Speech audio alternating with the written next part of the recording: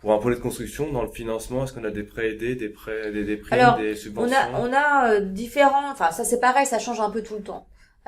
Donc de fait, il y a le prêt à taux zéro si vous êtes primo-accédant en fonction de votre revenu fiscal de référence et en fait en fonction de la zone de la commune dans laquelle vous habitez.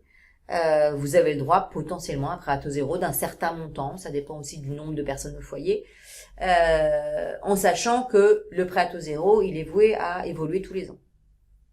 Alors parfois pendant 2-3 ans, il reste le même. Et puis il y a régulièrement, en fait, au mois de décembre de chaque année, il y a une révision qui est faite sur qui a droit, qui a pas droit, etc. Historiquement, par exemple, le prêt à taux zéro, on pouvait le faire de l'ancien comme dans du neuf ou de la construction, en l'occurrence. Là, on est le prêt à taux zéro, on a le droit que si on fait construire, ou sur de l'ancien, sur des choses très très particulières qui sont de la très forte rénovation.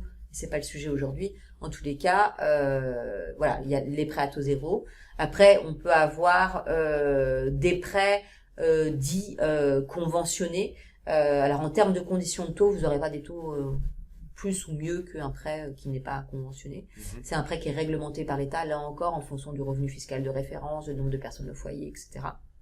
Simplement, il peut générer des allègements de frais de dossier ou des frais de garantie. D'accord. Voilà.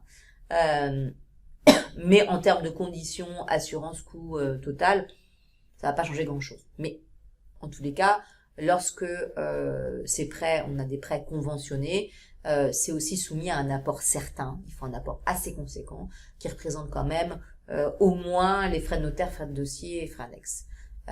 Voilà. Donc ça, c'est des choses que on se prend pas trop la tête avec les prêts conventionnés aujourd'hui parce que ça génère pas non plus un gain.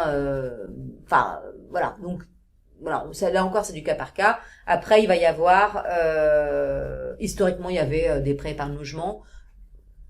En fait le prêt épargne logement c'est quand vous avez un PEL, donc un plan d'épargne logement qui est un compte épargne. Ce compte épargne va générer des intérêts pour pouvoir faire un prêt. Il se trouve qu'aujourd'hui les prêts sont tellement bas qu'il n'est pas intéressant d'utiliser les droits à PEL, mais peut-être que dans 5 ou 10 ans, les choses seront différentes. Faut quand même les garder quand même. Quand même.